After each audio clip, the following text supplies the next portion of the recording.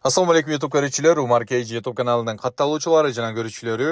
Азыр эле мына ушул номурга бир афган козуларды чыгардык элек, чыгып эле сатылып кетти туугандар.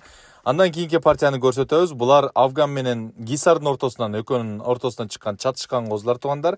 Булар 26 баш. Булар дагы сатылат туугандар. Оптумга айтылып аткан баасын да сиздерге азыр маалыматтардын ичинде айтабыз.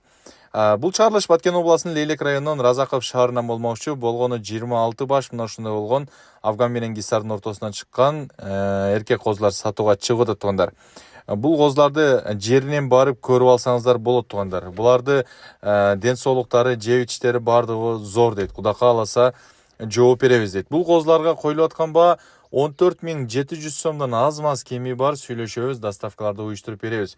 Оптум сатылат деп айтып жатат туугандар. Жакшылап байкап көрүңүздөр. Эгерде көңүлүңүздөргө макул келген болсо, анда экрандагы телефон номерларга чалып байланышып, соодалашып сатып аласыздар туугандар.